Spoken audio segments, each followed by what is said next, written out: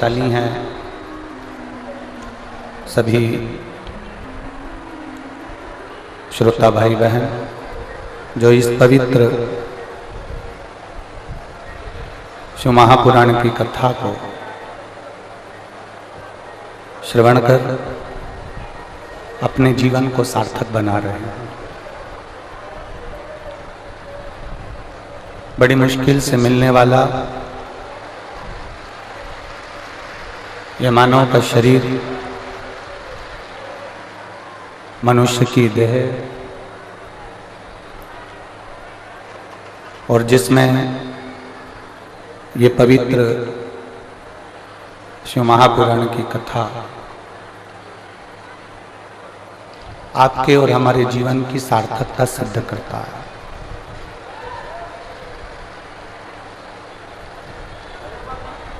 कथा के मुख्य यजमान श्री सुनील जी मूसेपुर, धर्मपत्नी श्रीमती मंजू जी यादव रेवाड़ी हरियाणा से, जिनके प्रेरणा स्रोत केंद्रीय मंत्री राव इंद्रजीत सिंह जी,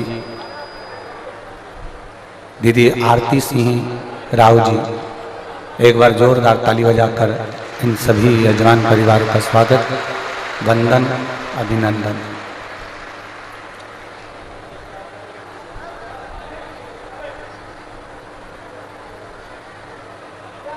भगवान शिव की जो कृपा है, उनकी जो उदारता है, उसी कृपा का जो फल है वो ये पवित्र शिव महापुराण की कथा के रूप में मिला है।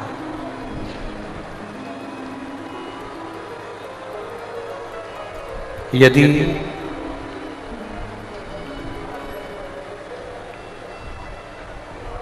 संसार में जितने मनुष्य का जन्म होता है, चाहे वो जलचर हो, थलचर हो, वायुचर हो,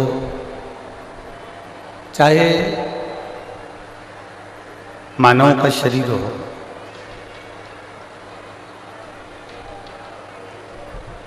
इस मृत्यु लोक में जन्म लेने वाले प्रत्येक जीव का जब माता के गर्भ में आगमन होता है, माता के गर्भ में जब वो आता है, तब वो अकेला नहीं होता। शिव महापुराण की कथा कहती है कि वो अकेला नहीं है। जब वो माता के गर्भ में जब वो आता है, तब माँ के गर्भ में जैसे ही वो प्रवेश करता है, अकेला नहीं होता। शिव कथा कहती है कि उस समय पर उसके साथ में स्वयं देवादिदेव महादेव भी शक्ति देकर उसके भीतर उसके कदम से कदम मिलाकर चलने के लिए उसके साथ प्रकट हो गए।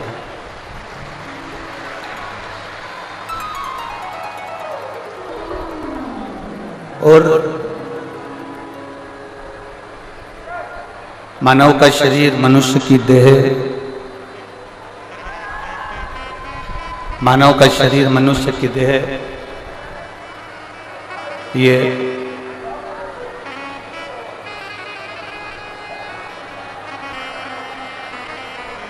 केवल भगवान देवादिदेव महादेव एक केवल मनुष्य के साथ या मानव के साथ नहीं। शिव महापुराण की कथा कहती है कि मेरे देवादिदेव महादेव सबके साथ है। अब कई लोग कह देते हैं कि हम तो बड़े दुखी हैं, भगवान ने हमारा साथ छोड़ दिया। मेरी दीदियों,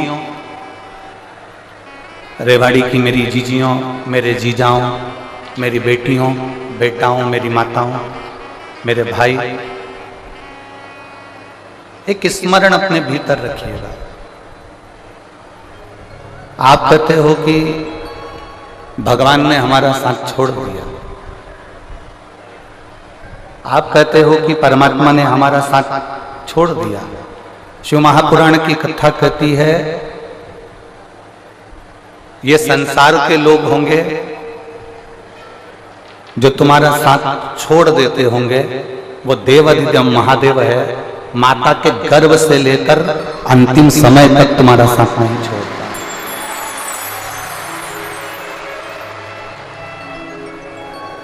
और एक बात और अच्छे से अपने भीतर उतार कर रखना, लोग कहते हैं कि ये मरने के बाद नरक जाएगा या स्वर्ग जाएगा, ये दुनिया के लोग बात करते हैं। ये दुनिया के लोग कहते हैं कि ये नरक जाएगा, ये स्वर्ग जाएगा, ये नरक में जा गिरेगा, ये स्वर्ग में गिरेगा, ये दुनिया के लोग बात करते रहते हैं। ये दुनिया के लोग कहते रहते हैं कि ये नरक जाएगा, ये स्वर्ग जाएगा।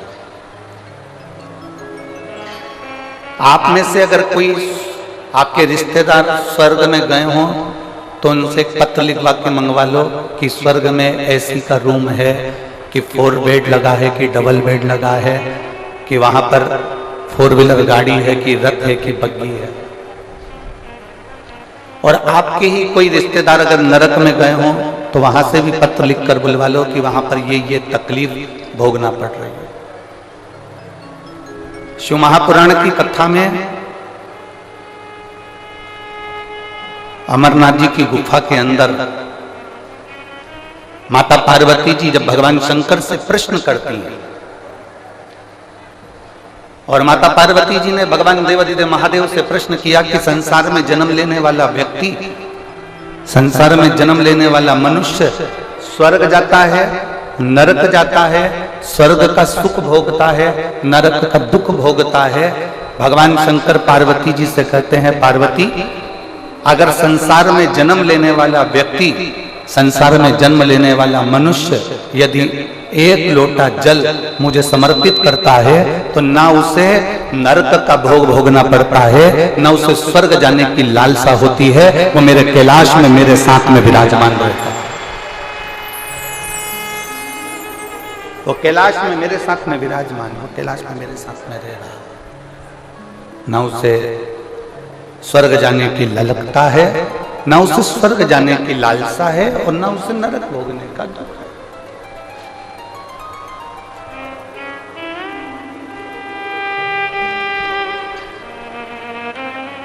कई लोग कह देते हैं, कोई अगर पूजन कर रहा है ना, कोई थोड़ी सी पूजन कर रहा है और पूजन में बच्चे ने गलती कर दी,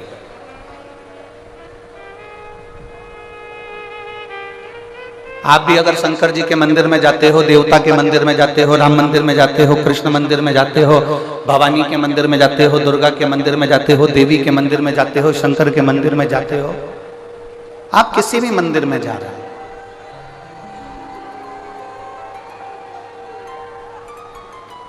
आप किसी भी मंदिर के अंदर प्रवेश कर रहे हैं, आप किसी भी मंदिर के अंदर जा रहे हैं, छोटे छोटे बच्चे उस मंदिर में दर्शन करने आ रहे हैं, छोटे छोटे बच्चे उस मंदिर में पूजन करने आ रहे हैं। बोलो आप लोगों ने दर्शन करे ऐसा कि छोटे छोटे बच्चे आपके आसपास में जो शिवालय हैं, देवालय हैं, शंकर के मंदिर हैं, भगवान शिव के जो मंदिर हैं, वहां छोटे छोटे बच्चों का आपने दर्शन किया हो, वो भगवान का पूजन कर रहा है। एक छोटे से बच्चे के हाथ से जल चढ़ाते चढ़ाते अगर लोटा नीचे गिर गया,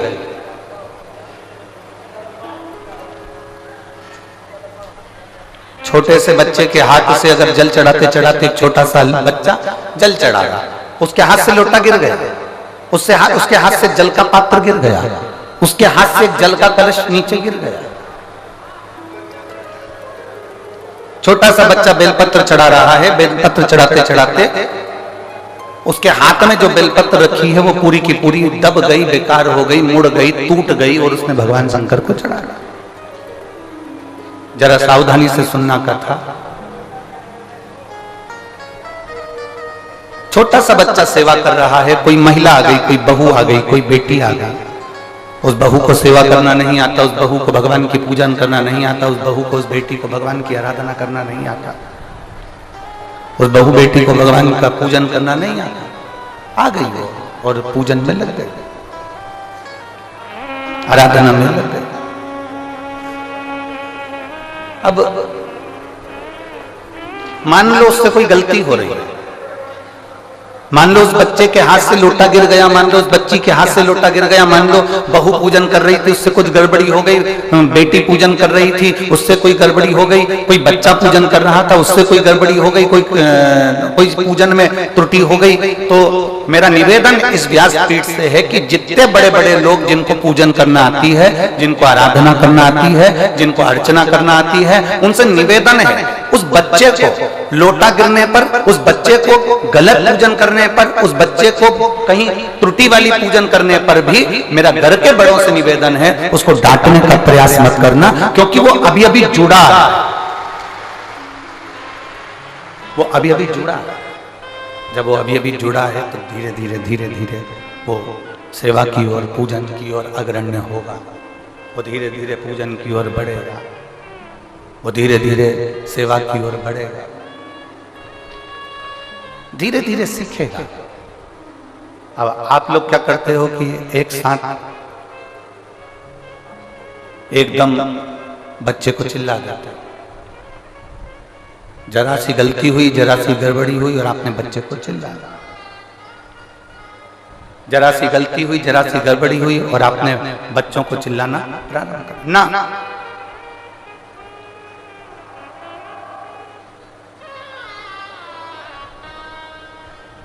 हम आपसे पूछें एक बात, उत्तर दोगे रेवाड़ी वाले?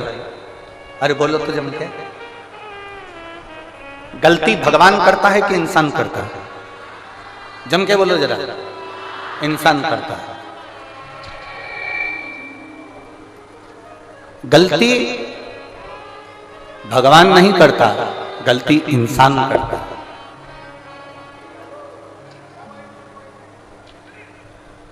गलती बाप करता है कि बेटा करता है? जम के बोलो जरा। बेटा। माफ कौन करता है? बाप। आपने अगर गलती कर भी दी है, आपसे अगर कोई गलती हो भी गई है, मान लो जल की जगह तुमने दूध चढ़ा दिया, दूध की जगह दही चढ़ा दिया, दही की जगह तुमने जल चढ़ा दिया, मान लो चंदन लगाना था तुमने चावल लगा दिया, चावल की जगह अबीर लगा दी, अबीर की जगह गुलाल लगा दी, मान लो बेलपत्री की जगह फूल चढ़ा दिया, फूल की जगह बेलपत्र चढ़ा दी, तो ये चिंता मत करना कि मुझसे कोई गलती हो गई। याद रखना वो तुम्हारा बाप है और बाप अपने बच्चों की गलतियों को माफ कर सकता है। पिता अपने बच्चों की गलतियों को माफ करता चले जाता है, बाप अपने बच्चों की गलतियों को माफ करने की उसकी आदत बनी हुई। वो तो केवल इतना कहता है कि तुम कैसे भी आओ मेरे करीब, कैसे भी आओ।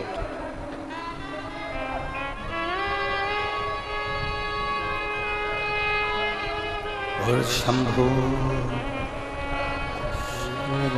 सरने पड़ी मांगू घड़ी रे घड़ी दुख काटो दया करी दर्शन आपो। शंभु शरण पड़ी मांगू घड़ी रे घड़ी दुख काटो दया करी दर्शन आपो। आप उसकी शरण में जाइए, आप उसके चरणों में पहुंचिए, आप उससे विनय करने पहुंचिए, आप उससे निवेदन करने पहुंचिए। और जब आप उसकी शरण में जाओगे, उसके चरणों में निवेदन करने पहुंचोगे, तब आप स्वयं वो आपको माफ करता चला जाए। स्वयं आप भगवान नहीं हो, आप इंसान, और गलती इंसान से होती है।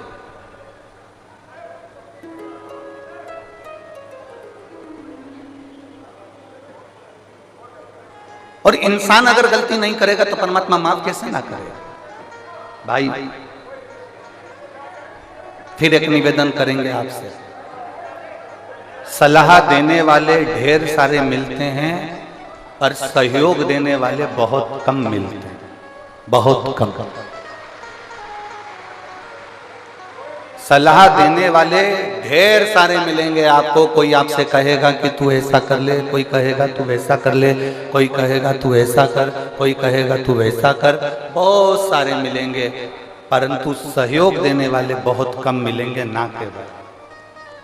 और शिव महापुराण की कथा बहुत सुंदर बात कहती है कि देव अधिदेव महादेव सलाह कम देते हैं, देव अधिदेव महादेव सहयोग ज्यादा देते हैं तुम्हारे दुख की घड़ी में और तुम्हारी सुख की घड़ी।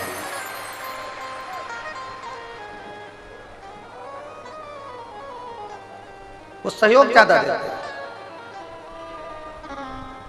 वो सहयोग ज्यादा प्रदान करते हैं।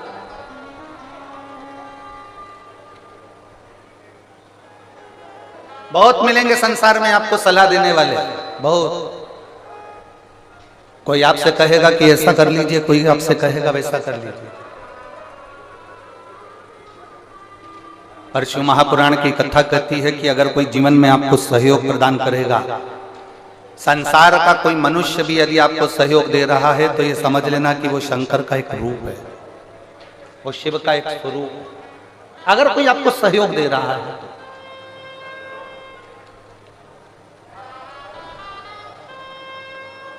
बहुत मिलेंगे।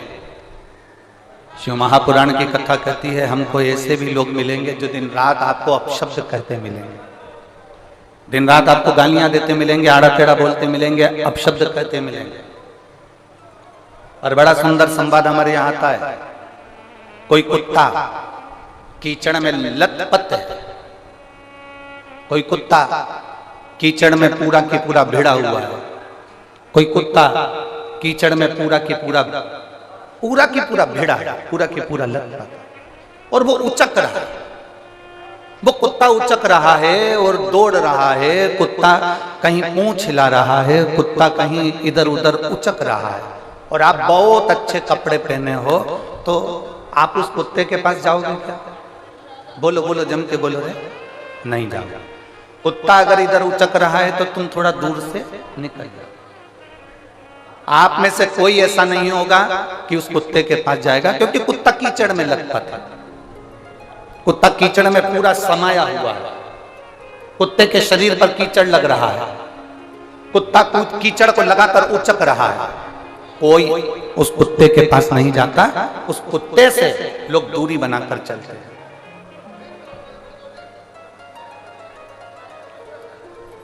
टीवी के बारे में उस कुत्ते से लोग दूरी बनाकर चलते हैं, दूरी।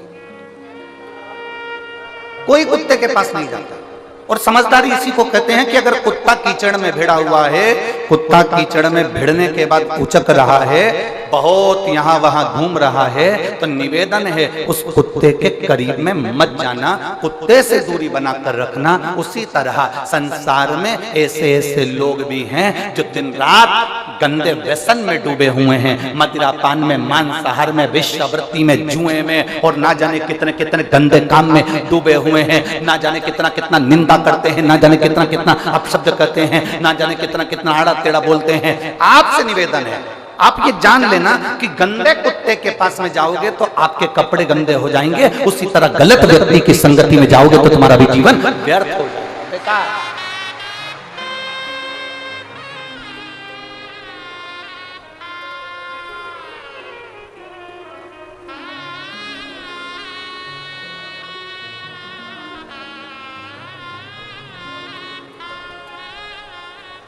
आज हमारे सुनील जी, जजमान जी की धर्म पत्नी श्रीमती मंजू जी यादव जी बता रही थी, गुरुदेव हमारी बेटी बोल रही थी कि मम्मी ना जाने कितने भाग्य प्रबल हुए होंगे जो शिव महापुराण की कथा अपने यहाँ हो रही है और गुरुजी अपने घर पे ठहरे हुए हैं और भोलेनाथ जी की सेवा घर पर चल रही है। तो मंजू जी बता रही थी कि बेटी कह रही थी कि गुरुजी जब तक घर में हैं मम्मी, तब तक प्रयास करना कि चाहे भोजन प्रसादी हो, चाहे जल प्रसादी हो, चाहे गाय का दूध प्रसादी हो, भोलेनाथ जी की पूजन की सामग्री हो, प्रयास करना मम्मी कि आप, हम और घर के लोग गुरु जी को वो प्रसाद पवा सकें, वो प्रसाद दे सकें। ये संस्कार है।